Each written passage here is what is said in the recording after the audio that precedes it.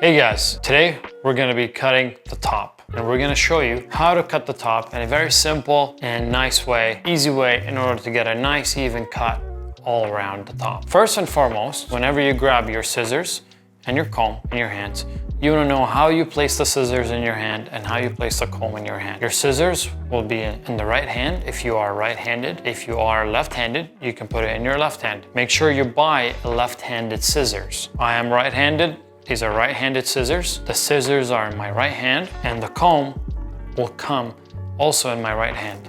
See how I tuck the scissors away? So this is the scissors and then I tuck it away like this, leaving my index and my thumb free to grab the comb. Grab the comb and then you want to grab a section. I'm not going to go too much into detail on sectioning the hair. This is just for you to practice this technique on how to cut the top. So don't focus so much on the sectioning of the hair, focus more on this right here. So we're just gonna grab a section. Once you've pulled it up and you've positioned it in the way you want, you grab it like so.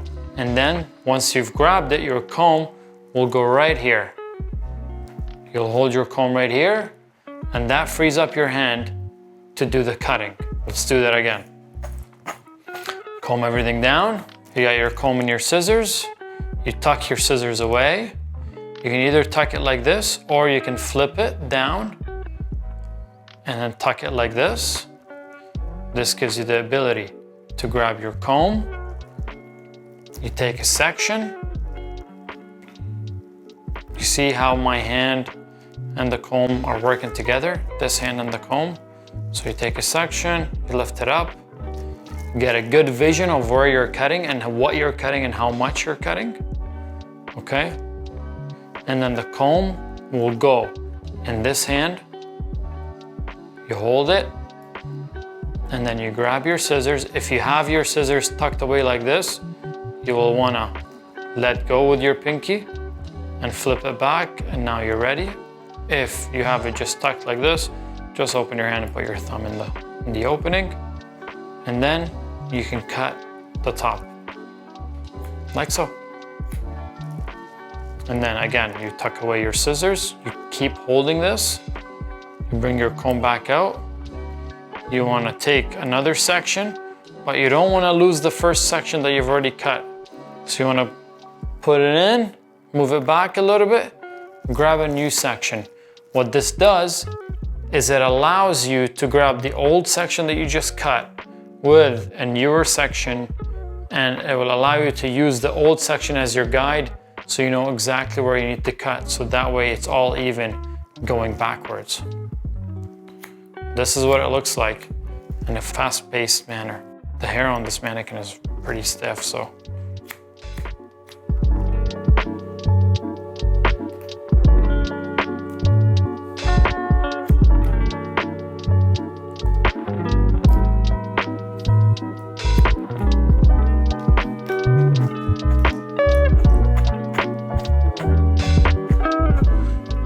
When you're cutting, after you've finished one full length on top of the head, going all the way back, you want to comb everything back down and you want to take another section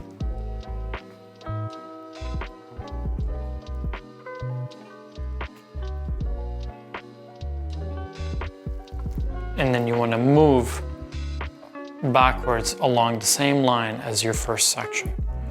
So what I mean by that is you grab a section, you cut, and then you go in the same angle backwards and you cut.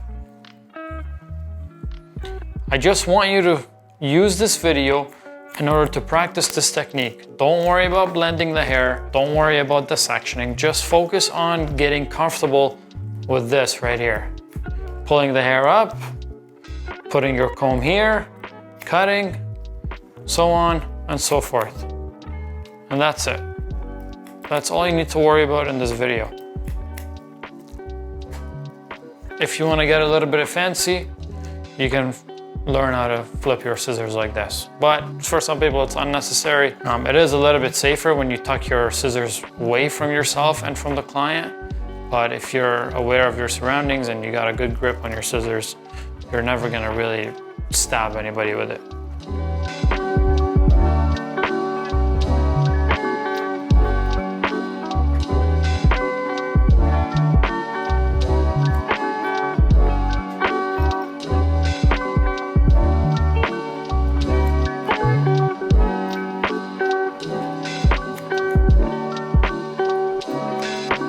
Second thing we're going to talk about is the difference between point cutting and blunt cutting. We've made a video in the past about this, briefly explaining it, but we're going to go through it again here. Blunt cutting is when you grab a section and you cut straight. This is blunt cutting. You create a blunt cut right across. And point cutting is when you grab a section and instead of putting the scissors like this and cutting, you will turn your scissors like so. So if you drape your scissors over, and then you hold your scissors like this and you'll cut on an angle, creating little peaks in the hair.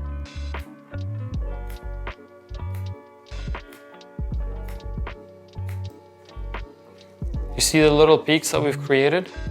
What this does is it creates a little bit of texture in the hair and it removes the blunt cut in the hair so that you don't end up with lines across the hair when you're done cutting. A lot of times what you might come across is after you've cut the hair going backwards, you'll almost see like little lines or waves in the hair. And we're gonna show you how to avoid that and how to overcome these waves. Let's cover that again. Here, you have a blunt cut, straight cut, versus point cut.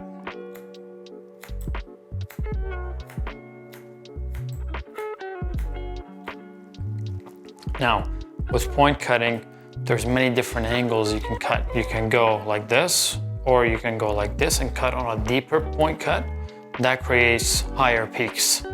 Higher peaks will create more texture and it will create more uneven cut on the top. So if somebody wants a crop top, for example, and you want to create a lot of texture, you would want to go for deeper peaks. This is what that would look like.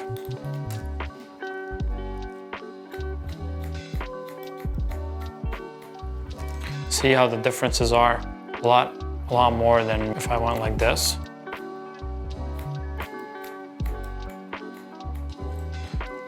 So now that you've cut the top from the front going back, like I mentioned earlier, you might find waves in the hair or kind of like blunt lines coming across. How you get rid of that is by what we call cross-checking.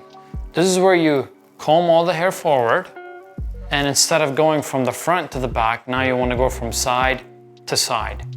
So you grab a section and you lift it up. And this will give you the peaks that are sticking out in the hair. And this is what would create the waves. What you want to do is you want to ever so slightly get rid of those peaks. So you don't want to create another blunt cut. This is where it would be a good idea to use your point cutting technique in order to get rid of those peaks.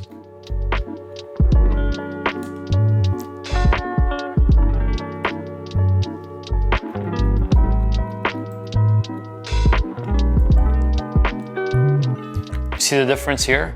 Look how short this is, look how long this is. You're gonna have a straight line across here.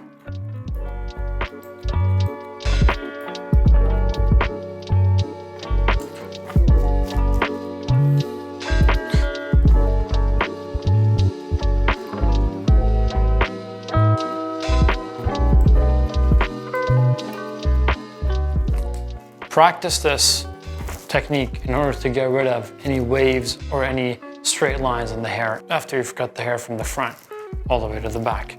Once you've done a section about this thick coming this way, then you want to move forward downward. Now naturally, the more you move towards the front of the head, the hair is going to get longer. So what you want to do when you're cutting is you're not going to keep your hands exactly perpendicular to the head. you're gonna elevate it a little bit or tilt it backward so that the front hairs are always gonna be longer than the back. Like so.